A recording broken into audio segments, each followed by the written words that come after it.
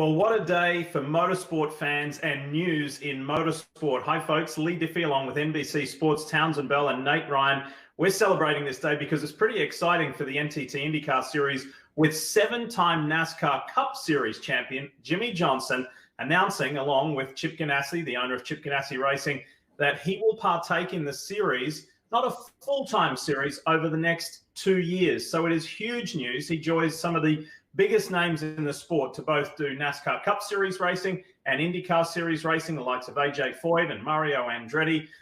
In more recent times, Dario Franchitti and Juan Pablo Montoya. Nate, you were one of the first to write about this earlier today. What does it mean for you, and what does it mean for the world of motorsport?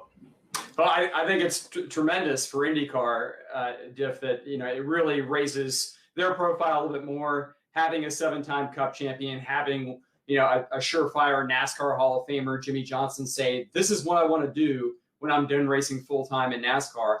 I want to go race for perhaps a dozen races on road and street courses full-time in IndyCar in 2021, and then perhaps even the Indy 500 the year after that. So, I don't think you can really underestimate the value that this gives to IndyCar in terms of profile. We've seen tremendous traffic on this story on NBCSports.com today. It's one of our most well-read stories. And whenever we post about Jimmie Johnson, whether he's testing an IndyCar for Ganassi at Indianapolis Motor Speedway or at Austin for the preseason testing for IndyCar this year, the traffic always spikes. So there's a lot of interest in Jimmie Johnson, what he's doing post-NASCAR. And I think it's a big boon for IndyCar that he's coming there. Townsend, Jimmie tested that Chip Ganassi car about a month ago at the Indianapolis Motor Speedway road course. And then he did his own video after it was over and he said, oh boy, now I want to chase this project even harder. That's a huge boost and a huge shot in the arm for the NTT IndyCar Series, isn't it? It'll be fantastic. And I'm just excited to see a guy with all of the success that he's enjoyed on the NASCAR side that could easily just close the door, say, I'm done. The records and the championships, the wins are what they are. I'm going to spend time with my family. I'll do television. I'll do some sponsor appearances, but I'm done. But that's not what we're hearing out of Jimmie Johnson. What we're hearing is, I'm hungry. I'm curious. I got a taste of it, and it's awesome, and I want more. Now, having said that, I can tell you that running a part-time IndyCar schedule on road and street circuits or throwing an oval is very difficult. And it can be very humbling no matter who you are. I mean, look at Fernando Alonso at the Indy 500, not just last year, but this year. It was not easy. It was a very difficult challenge. It's fiercely competitive. And I'll be very curious to see if Jimmie Johnson takes this part-time perspective today and converts it into a full-time focus, because that's really what's required to win in IndyCar. Jimmie Johnson's not coming to IndyCar because he thinks it's going to be fun. He's coming to IndyCar because he wants to win. That's what a guy like that is all about, seven-time champion. So I'll be very curious to watch this adventure evolve, if you will, and transition, I think, into a very serious commitment. And Nate, do you think there's a little bit of not closing the loop, but continuing in the footsteps? You think about how Jimmie started off as a motocross kid with Ricky Johnson, the motocross Supercross Hall of Famer as his idol, and Ricky, of course, was at the Daytona 500 earlier this year. Big fan of Rick Mears and the Mears gang and the off-road racing side, of which Jimmie did some as well. Now he's done his NASCAR portion. And, of course, the Mears influence on the IndyCar scene. Do you think those parallels continue maybe to stay parallel or cross over? Yeah, I think no question, Leigh, that's been an impact here for when you talk about a guy who grew up in Southern California and, as you mentioned, became very close with Casey Mears and other members of the Mears family.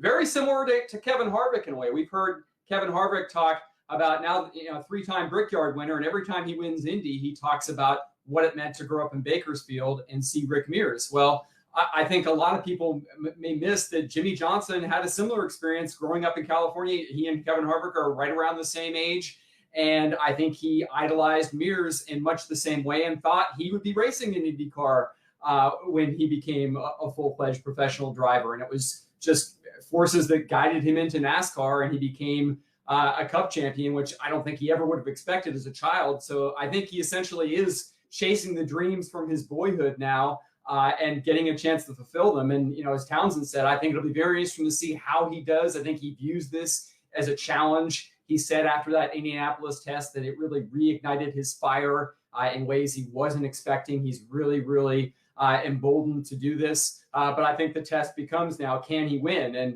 to Townsend's point, I think it'd be interesting to see if he has a taste of success or if he's more motivated to want to do it more often. Could we see him transition perhaps full time? It's a really interesting question. What an extraordinary position for Chip Ganassi and his organization, his uber successful organization, to be in, Townsend, celebrating its 30th anniversary season this season. Jimmie coming over with 7 Cup titles. It's going to take somewhat of a miracle for somebody, Joseph Newgarden or somebody, to stop Scott Dixon this year. So you're going to have a 6-time IndyCar champion and a 7-time NASCAR Cup Series champion in the one organization. Jimmie's had respectable results, both in NASCAR Xfinity Series and Cup Series on the road courses, on the limited road courses, with that one win in Sonoma and Cup when Marcus Ambrose had that engine turn-off situation many years ago. He did well in the Grand Am Rolex Series and in the Rolex 24 when he did it, with those appearances with a runner-up. Would it surprise you, and I listened to every word you said before about how tough it's going to be, would it surprise you if he was successful, if he was victorious in an IndyCar? It would.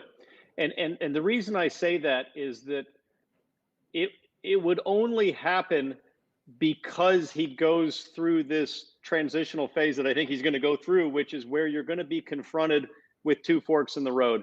One is you continue down sort of the fun and interesting and curious path of satisfying your curiosity, dipping your toe in the water on a part-time basis. The other fork in the road is exactly the same commitment that he made 15, 20 years ago to the NASCAR series that led to those 7 championships.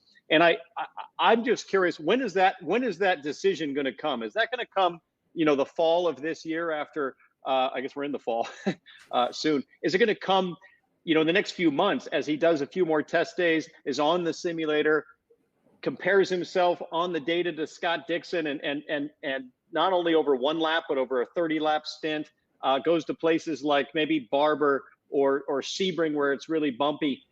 When does that decision come? Because in my opinion, it has to come. If you're going to win, it has to come. So I'd be surprised, not because it's Jimmie Johnson winning an IndyCar race. I'd be surprised because the commitment is the surprise for me. It's what does he have to commit to make that happen? And at this point in his life, that would be a surprise. Nate, you've known and spoken to and interviewed and written about Jimmie Johnson for so long. 36 points paying races a year, plus a couple of non. Then the random, doing the Rolex 24. Married, 2 kids, an ambassador, a foundation, so much going on in his life, and that's been happening for so many years. Were you surprised by this news when you learned of it?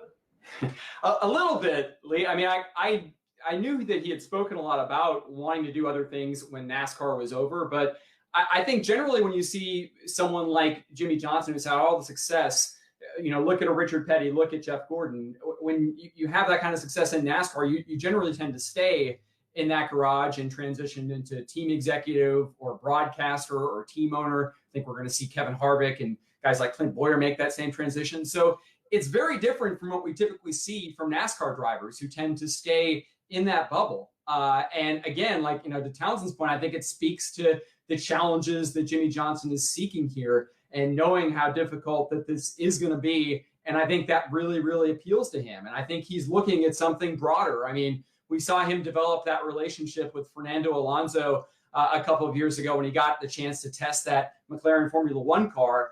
And I think that he's seeking exactly what Alonso is chasing in trying to get that Triple Crown and trying to become that second person to win Monaco and Le Mans and Indy. I think Jimmie is looking to put himself in that same pantheon of greats. And, he started out in off-road racing. He raced motorbikes when he was a kid.